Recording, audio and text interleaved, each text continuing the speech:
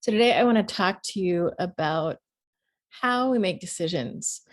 And first, I want to say that there are a lot of different ways that people make good decisions. There is not one right way to make a decision.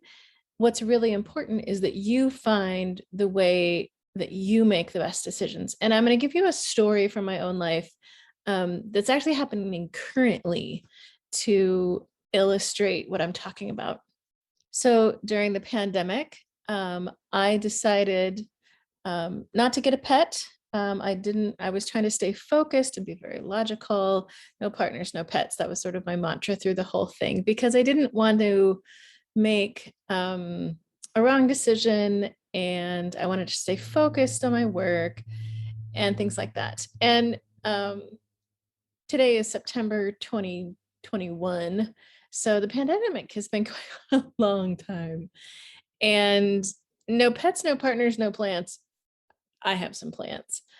Is was a really good way for me to focus for a while. But what I noticed is it also had a feeling of constriction. I was trying to do the right thing. I was trying to be logical. I was trying to have a lot of self-restraint, and it was good, but there was always this nagging feeling that I really wanted a dog, frankly. And I thought a lot, I researched dogs, I looked up dogs. I've had dogs my whole life. I've owned a dog team here in Alaska. And I just kept, it's not logical. It's not the right time. I need to be practical. Dogs are a lot of work. There's a lot of dog hair. There's sort of a lot of trouble. I decided I still wanted huskies, sled dogs, and they take a lot of focus and energy. They're a very particular breed. And I was just like, I just don't want to deal with it. Or focus on my work, be very logical and very practical. But what I didn't realize was missing in that decision was what I wanted: joy, sort of the richness of life, which is kind of messy sometimes. Like, it's not always perfect. And recently, a friend of mine, we had just released the course. It's going smoothly. I've got more free time. And I had thought, like, well, maybe is now the time. I'm like, no, I want to travel. Like, I don't want to be tied down. And like, I'm going to be logical and practical. And I want you to pay attention to the tone of my voice when I talk, when I was thinking the way that I was. I want to be very logical, very practical. It's not smart. Financially, I can save money if I don't have a dog. Dogs are a lot of work. They can be expensive. What if the dog has health issues? To have time to train the dog. So it just doesn't really make sense. And so I had talked myself out of it time and time and time and time again. And recently a friend of mine called, and she has this wonderful operation up in Fairbanks, where she gives sled dog tours. And she had a dog that needed to be retired. He's got a chronic injury. So he can still run. He's still, an active sled dog. He's young. He's only 8. But he can't run in a professional sense anymore, and he can't race. And so he needed to be retired and find an adoptive home. And so she reached out to me, and this is a dog that I had run in team a couple of years ago, on a tour of hers. And, I got her email. She was like, are you interested? He has an injury. He needs to, I need to find a home for him. And I was like, I got the email and my heart sort of leaped, and I was like, no, I need to be logical. I'm just kind of going to ignore the email all day. And then that night I wrote her back because I didn't want her to wait. And I was like, I need to think about it. I asked her a few questions, all these very logical things. And I texted a friend of mine and I was like, what do you think about this? And as soon as I sent the text asking what somebody thought about it, I burst into tears. And I was like, oh, that's a really unexpected reaction. I didn't realize, like, I'm getting teary now. Like, I didn't realize how much I wanted it. it's fun. It's a interesting reaction, I think. And I was like, well, that's a really important factor. And I want to talk about it as an illustration because our emotions do matter in our decisions. What we want is so important in our decisions because a lot of the reasons I was giving myself and the questions I was asking was like, is this responsible? And I asked one of my friends, I'm like, do you think this is irresponsible if I adopt a dog? She's like, you've owned sled dog teams, you've been a dog handler, like you know how to have sled dog. It's not it doesn't even make sense as a question. And I was like, well, can I do this? Which is a really funny thing because I have owned lots and lots and lots of dogs in my life, and especially lots of sled dogs, lots of huskies. So I know their temperament. I know exactly what I'm getting into. But that feeling of what I really wanted that I was trying to suppress, all of a sudden I couldn't ignore it anymore. And every time I thought about this dog, I was just like, oh my God. And things were logically lined up. Like he was close by. He's actually from the kennel that I started handling in. I started my dog handling career with this family. It's an amazing line of Siberian Huskies. It's like just everything about it made sense. I was like, there could be no easier process. All of the justifications that I had were sort of falling by the wayside. And I kept thinking, like, I'm not ready yet. Like, I got rid of all my dog, I got out of dogs, I got rid of all my dog stuff. And I thought, well, that's ridiculous. You just buy it again. That's not really a valid reason. But I heard myself giving a lot of justifications for why I couldn't have what I wanted. And it reminded me of what I hear a lot from clients when they start giving me a rapid fire justification of why they can't have what they want. And I want you to start noticing when you do that in yourself, like you can start hearing yourself give lots of justifications for why you can't have the things you want, especially careers that you want, because there's also this cultural layer. And sometimes there's a family messaging that says, work sucks. You can't have what you can't have what you can't have it all. You can't have your cake and eat it too, all that sort of nonsense.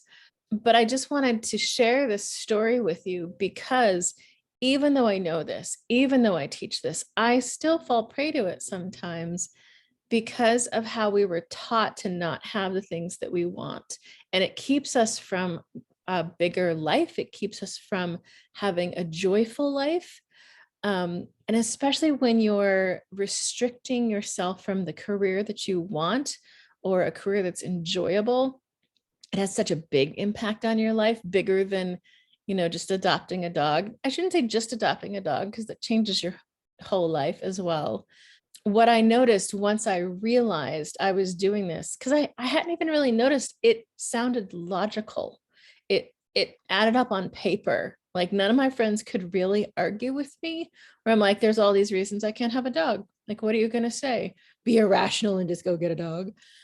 I think it was hard for, I did have friends who were like, you should probably get a dog. And then I would just rebut them. But once I noticed that what I was really doing, that I was really holding myself back from things I really wanted. And once I realized where the messaging was coming from, it wasn't actually from me. It was somebody that had been in my life a long time ago that thought having dogs was irresponsible and tied you down and all of that sort of thing. And they do tie you down a little bit, but they also bring a lot of joy. And I love them. Oh my gosh. I have loved huskies since I was a child.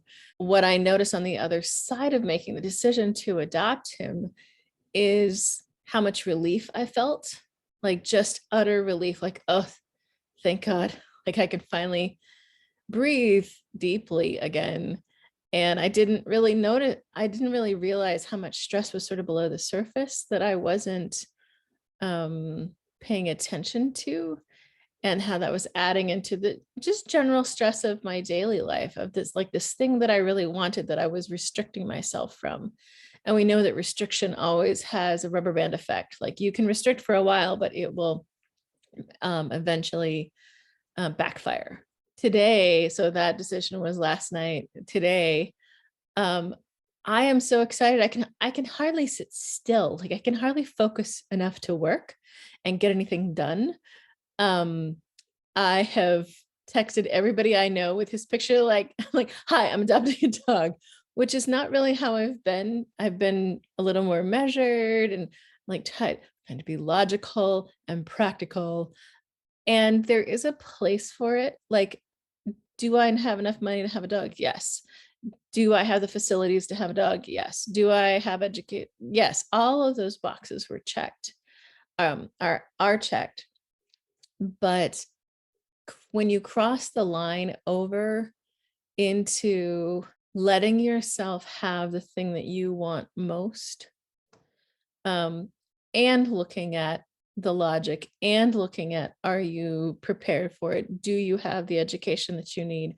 It's a really good parallel into how it feels once you let yourself, or once you decide that it's okay for you to have the career you really want and go after it. You can actually have that feeling of joy and relief even before you get the career, just making the decision that it's okay to have it and starting the process toward it really gives you a lot of that relief, but also excitement, and it gives you energy. It's one of the things that I talk about in the course. Is a question that I ask the students is, does your job give you energy or drain your energy?